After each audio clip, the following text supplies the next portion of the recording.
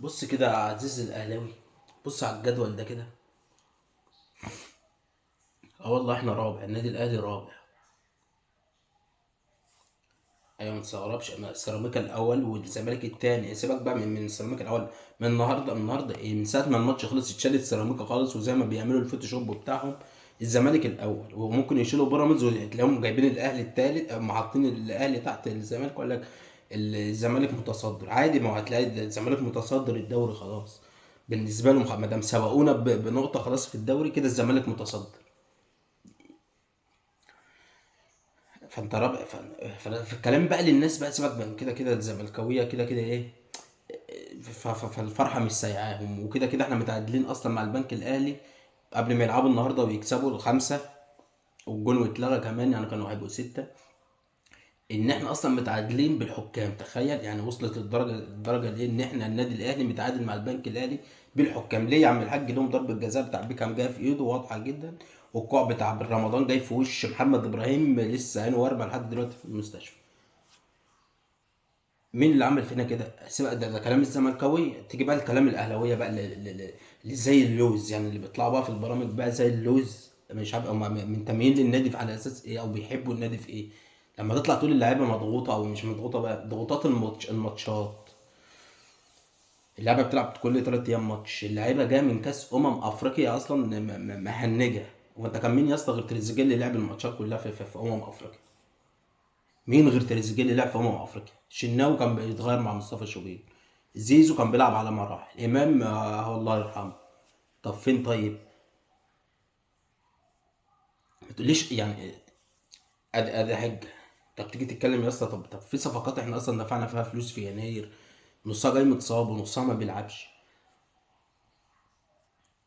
قصه الاصابات، ياسر متصاب عندنا، زيزو ضرب سبرنت في البنك الاهلي اتصاب. طب يعني انت اصلا طالع تقول، طب قول الناس دي بتتصاب ليه؟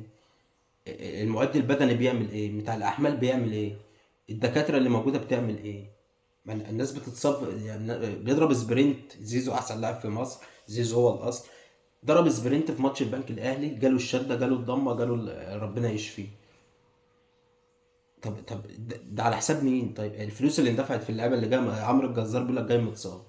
بالعمري اللي احنا محتاجينه مكان كوكا اللي بيلعب مش في مكانه، عشان الناس بيطلع تقول ده بيلعب في مكان مش في مكانه. طب ذنبنا ايه؟ مالناش دعوه، هو بيلعب في مكان مش في مكانه. طب بالعمري اللي احنا دافعين فيه فلوس ودولارات وجاي يلعب، نص قال اتصاب والنص التاني قال لك ده المدرب مش مقتنع بيه. طب نصدق مين؟ طب المدرب مش مقتنع بيه جاي ليه؟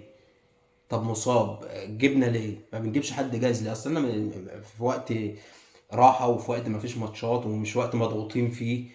سيبك من افريقيا، كده كده ان شاء الله هنصعد. فخلينا في الدوري اللي احنا بنساعد. الزمالك سبقنا، بيراميدز ربنا كتر خيره، وبعد ما قلنا خلاص احنا بندي دوري البيراميدز، كل ما بنقل نقاط الحمد لله. خسر النهارده من سموه. فالراجل بنديله الهديه بيرد لك الهديه تاني.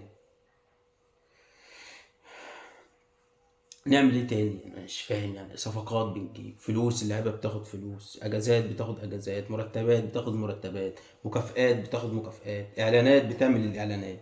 طب مضغوط في ايه؟ ما انا ما أصل في واحد طلع قال لك ما مضغوط عليهم اقساط، مضغوطين عليهم، مش عارف يودي العيال المدرسه، مش عارف يجيب مش عارف ايه الايفون الجديد اللي هو ب 100 مش عارف اللي هو الجديد ده. مضغوطين في ايه طيب؟ في الماتشات كل 3 ايام بنلعب ماتش. لعبنا وادي دجله ولعبنا يانج افريكانز، وادينا بنلعب البنك، وهنسافر نروح نلعب شبيبه القبائل. طب يعني ايه يعني نشيل ماتش من النص طيب عشان اللعيبه تريح؟ طب في بدل عندنا المفروض يبقوا جاهزين، حسين وطاهر بينزلوا، ما نفهمش ايه. طب مين اللي يبقى جاهز بره؟ في الماتش لعب بالثلاثه اللي انت عايز تلعب بيهم على طول، زيزو وتريزيجيه وبن شرقي. الثلاثه يعتبروا في مكان واحد بيلعب لك الثلاثه. كنت تعرف مكان انت عايز تمسك حد هو بيلعب فين؟ مين ده في النص ولا ناحيه اليمين؟ هو تريزيجيه اللي كان ثابت شويه ناحيه الشمال، فاحنا عارفين ان تريزيجيه شمال. تيجي بقى لزيزو وبن شرقي وحسين الشحات لما نزل، تيجي تمسك واحد ده يمين ولا في النص؟ ما انتش عارف تمسك حد ولا يمين ولا نص. اللعيبه مش عارفه تطلع. هو حل فردي بتاعت الناس بتطلع بتريزيجيه السما، وهو اللي كان بيلعب البنك الاهلي لوحده. طب فين يا اسطى؟ ده اناني جدا، انا مش فاهم. انت بتشوف ده على اساس ايه؟ ما هو مش فاهم. ده اناني، ده عشان جاب جول وعرض كوره، وكوره اتشاطها واتصدت، عمل 20 كوره واتقطعت. طب هو اللي جاب الجون وهو عمل عرضيه وهو اللي شاط كوره وبعد كده جات لي بالرمضان اللي احنا دافعين فيه ملايين وطلعت لفوق، ماشي.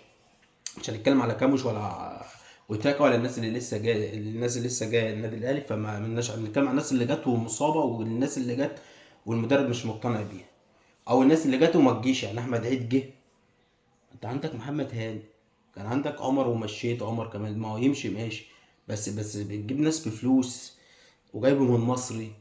طب ده لسان الجمهور يعني، ده الجمهور، مش كلام بقى ناس ايه طلع طب الاداره، طلع طب اللعيبه، لجان لعيبه، لجان اداره.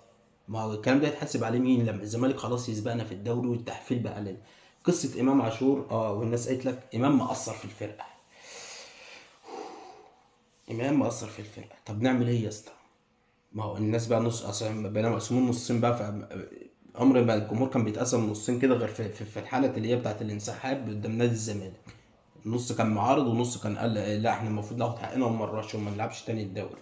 في الاخر لعبنا عادي واتخصم مننا 3 نقط.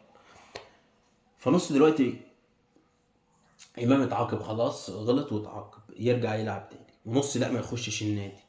نص ده امام مقصر في الفرقه. طب ما هو يعني ما هو يا اسطى اللي عايزه يرجع واللي بيدافع عنه.